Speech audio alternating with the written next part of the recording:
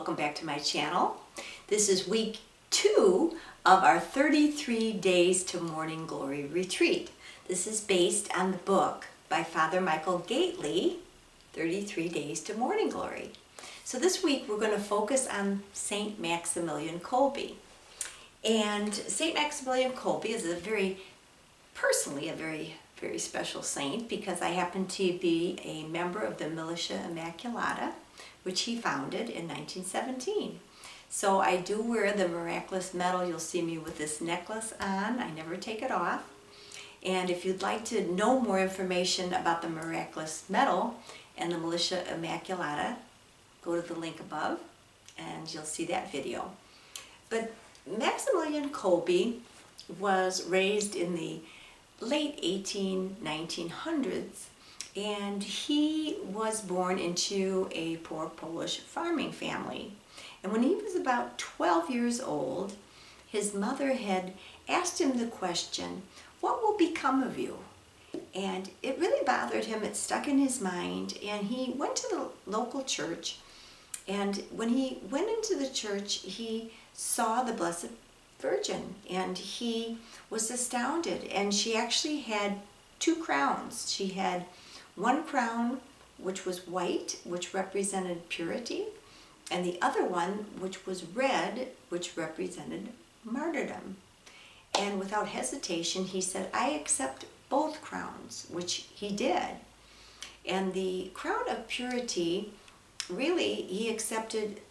That was in mind and body and in spirit, saying, yes, I'm going to stay holy. I'm going to do everything that I can to stay as close to Mary and God as possible. And then the red crown of martyrdom did happen later, and we'll get to that in a little bit.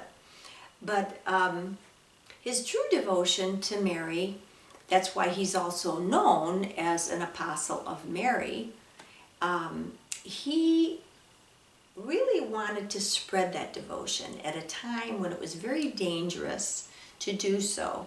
So he would form these different newsletters. He created a printing press, and he airlifted a lot of that material so that he could spread in any way that he could the devotion to Jesus through Mary.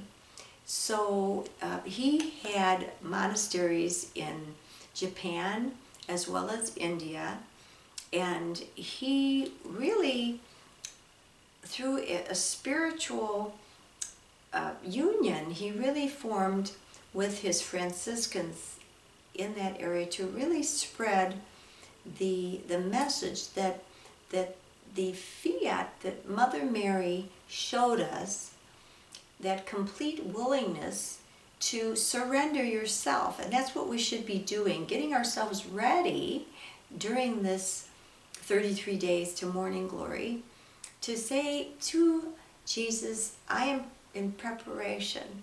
I am getting my mind ready. I'm getting my thoughts ready. I'm getting my actions ready so that I can really say that I am all in. I am everything I have, and everything that I am, I give to you. So in following Mary's example, she too is with us. She too is helping us through this journey. There's many times where we'll say, you know what, I faltered, I took a step back. It's okay. Mary, please help me, show me the way. And she, of course, is with us. She wants to bring us to holiness. So when Saint Maximilian Kolbe was giving a spiritual conference, he expressed a great equation that you could think about. He wrote on a blackboard, capital W plus small w equals S. And the big W stood for God's will. The small w stood for our will. And the S stood for sanctity or holiness. So the combination of God's will in conjunction with our will and keeping that line to holiness is our way. to really achieving what we're meant to do in this life. So that was a beautiful, beautiful example.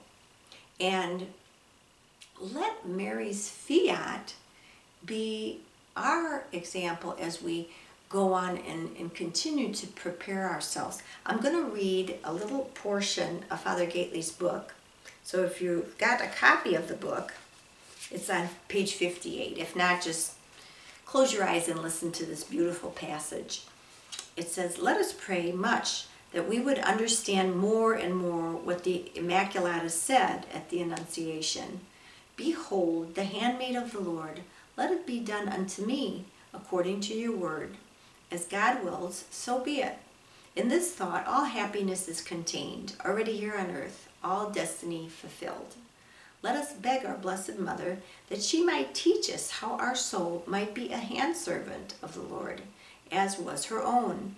God did not reveal himself directly to the Mother of God, but rather through a messenger. We too have divine messengers. Let us pray that we would know how to say to every one of these messengers, God's will be done. And in this is everything that we are placed upon this earth to learn." That's so wonderful. And I wanted to just fill you in on the rest of St. Maximilian's story. So he had been forming these monasteries in, as I mentioned, in India and Japan, and poor health brought him back to Poland, and it was at the time of the Nazi invasion. And so he ultimately ended up in Auschwitz in 1941, and he was placed in a cell, and there was an escapee. So in retribution for that, they were removing a gentleman who was a family man, he had children, to take him into the starvation bunker. And St. Maximilian stepped forward and said, I would like to give my life so that this man could live. And they did that, and they put St. Maximilian with others into the starvation bunker, and he actually was the last one to die in the starvation bunker after 2 weeks of having food and water withheld, and they had to actually give him a lethal injection. And so this is why he is a patron saint of those that are dealing with drug addictions. He's also a saint of pro-life movement. So he certainly is a wonderful saint that we will continue to pray to and pray throughout our consecrating ourselves to Mary. Please, St. Maximilian Kolbe, be with us in our quest to be closer to Mary. Lead us to holiness, that path of holiness that leads to Jesus. So we'll join me next week, please. And until next time, remember to like and comment. How has this journey been going for you? Let me know how you're doing with your devotion to Mary, and what things that have you learned through this preparation. So until next week, peace be with you.